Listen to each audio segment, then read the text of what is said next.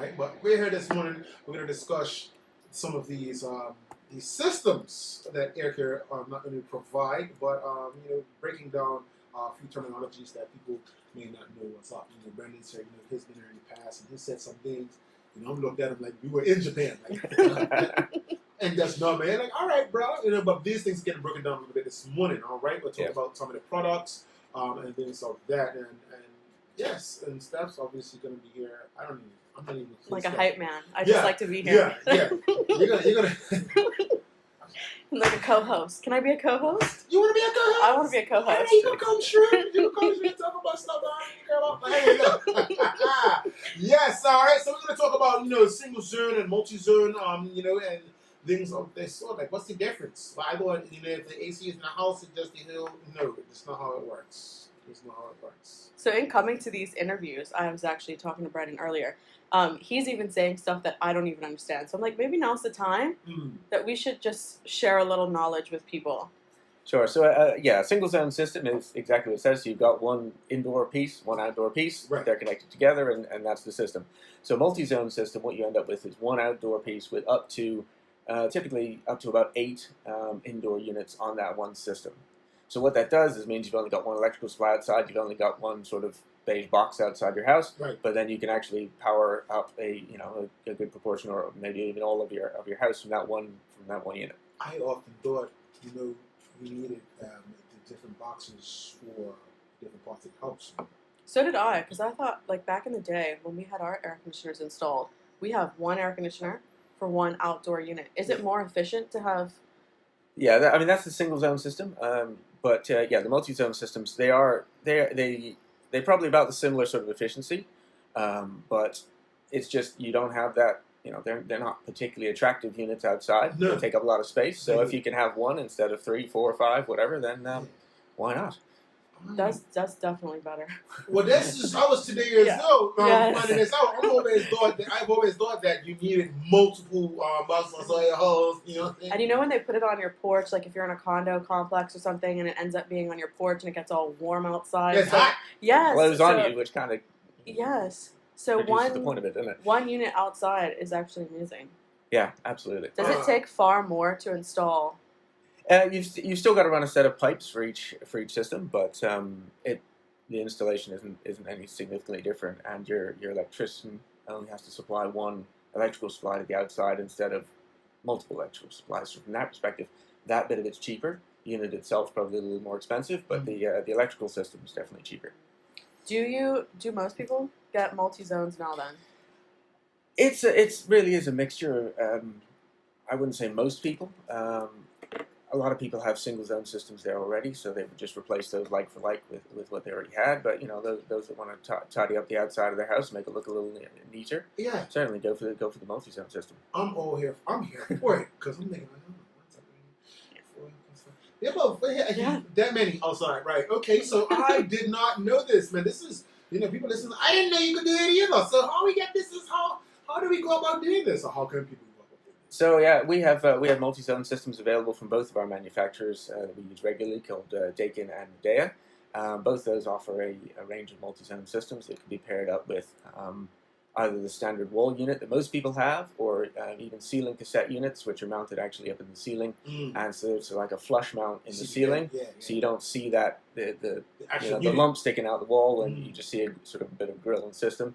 And also with ducted systems, which is actually hidden in the system, and then you only have the grill in the ceiling. I'm not even gonna lie to you, Brendan. Like I often find myself looking for this. I'm like, oh, they got the AC. They're like, oh, you got the vents. Now I want to see the unit. You know what I'm saying? I want to see the temperature. What's the temperature set at? Like, you know what I mean? That's what I like to look forward to, man. So that's some of the products you talked about Daikin right now. So yes. I just segue into the actual products that you guys are providing. So Daikin's a Japanese brand. It's a sort of tier 1, so top tier brand from Japan. They've been around for a very, very long time. They are the #1 manufacturer of AC in the world, and they pretty much only make AC. So a lot of the other manufacturers make DVD players and TVs and all this other stuff. Daikin's air conditioning. I almost called the brand just now. I'm like, I know what brand that is. Like, man said DVDs. DVD? What's that? I went back a little bit there. You got some kids like, what's that, mama? What's that DVD? Like, don't worry about it. Everything's streaming I nowadays. just dated myself there. At Yes. least you can say VHS. Man, I would have ended this interview. But nah. So that's one of the products that are provided by AIRCARE, and obviously you have your technicians that come through and install. Yeah, so we've got a team of 40 technicians that can come and install these things for you. We're currently booking out a couple of weeks in advance, but we get on there now, basically before the heat of the summer. So talk to me about the dual systems, because obviously when people often hear air conditioning and thinking just cool. So talk to me a little bit about the dual systems. So yeah, you've got what's called a heat pump, which is basically it can run in cooling, which is what everybody knows, and then it can run in heating as well. So it just sort of operates, we'll call it backwards, and that gives you your heating in the winter instead of using an electric bar heater or something like that.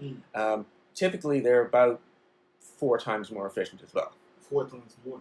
Yeah. So you put in a kilowatt of electricity, you get 4 kilowatts of heat out. Now, this may sound like an ignorant question, but do all the systems do that, or do some of them? No, not all the systems we have, all the residential systems we have are all heating and cooling. Okay. Not everybody sells. Most people do, but not everybody sells heating and cooling units. Some people will sell you a cooling unit, and the reason is they're cheaper.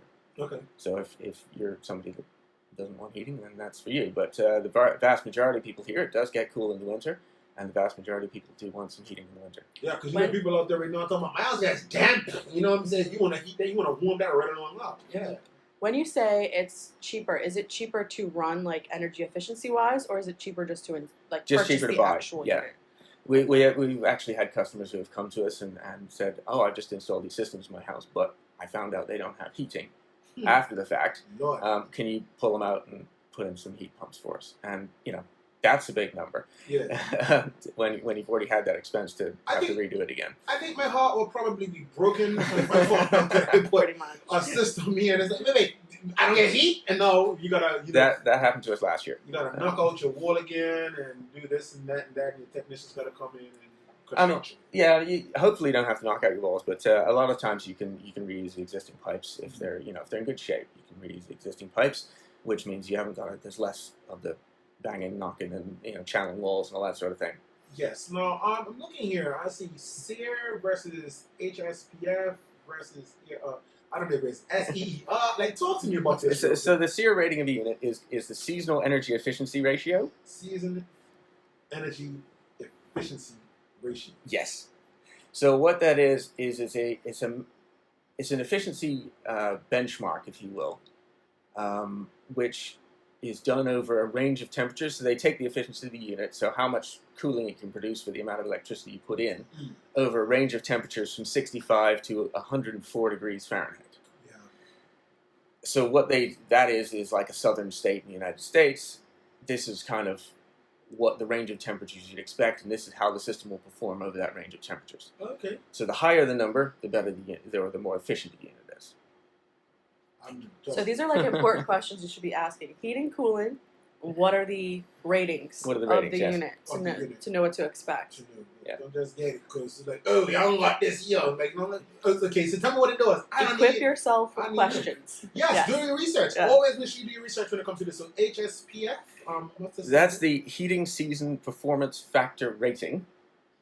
Heating Season Performance Factor. Heating Season Performance Factor. All right, okay. And that again is it's a ratio of how much heat you get out for the amount of electricity you put in. So I looked that up this morning just to check. So the U.S. Department of Energy requires a minimum of 8.2 on the HSPF factor, but that's actually going up next year to 8.8. So what that's doing is them increasing standards. The manufacturers have to bring their units up to that minimum before they can even sell them in the United States. Yeah. So ours are typically more around the 10 sort of number. All right. Which is 10, more 11, efficient. that sort of number, like, which is more efficient. Good. We ain't worried about nothing. We're already on the scene, yeah? But Exactly. in a time, I think, when everybody's worried about energy efficiency, to know that the products that you would be getting are of a higher rating than the standard is a good thing. Yes. Likewise with SEER. So the current minimum SEER is 13. It's being raised to 16 in the States. We currently, I think the lowest we sell is about 17. So we're already there, and we go up to about 26. It's like, look, you peasants, we're already heard. You guys, catch up. You're playing catch up. That's all these things called AIRCARE. If you guys just tuning in right now, man, the interview was being held right now. Shout out to Brendan, one side step. And one more says EER. So the EER is energy efficiency ratio. So that is it's a fixed point. So they've done it at 95 degrees Fahrenheit. They've said the unit is this efficient at 95 degrees Fahrenheit, which is only really suitable for more like a Arizona kind of climate where it's hot and stays hot. Dry heat. Yeah. Non-stop. Yeah. So, I mean, the seasonal is more like our climate, if you will. So I would tend to look at that one most. Yes. It's more suited to what we do. What we have here, you know what I'm saying? Because you get those damp days, you get them hot days, you get those humid, muggy days. And I'm miserable. Why am I so miserable? Because it's hot. Just what Chubb had said earlier about the humidity here and things like that. Do all units have the dehumidifier?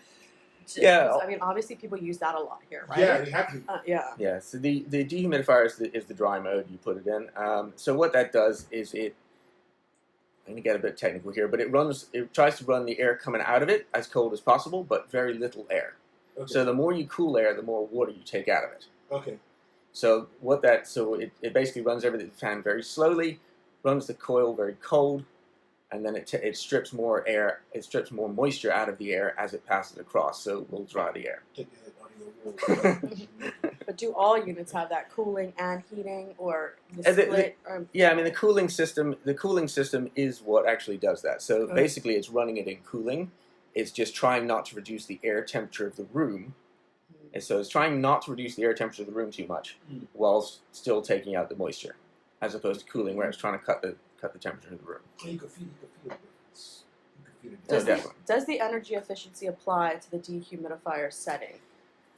And I'm only asking that because, have you heard people, they talk about, I have to run my dehumidifier all the time, but then they say that it causes, the electricity usage to skyrocket. Yeah. So I'm just asking, obviously, what's your opinion on that? So the energy efficiency of the system will affect the dehumidifier. Obviously, running it for longer is going to cost you more. There's no other way around it, right? But obviously the amount of energy. I mean, the compressor is the big energy user in the system. So that's the thing that squeezes the gas, the refrigerant gas. The more efficient that compressor is what's going to affect you on this in this occasion.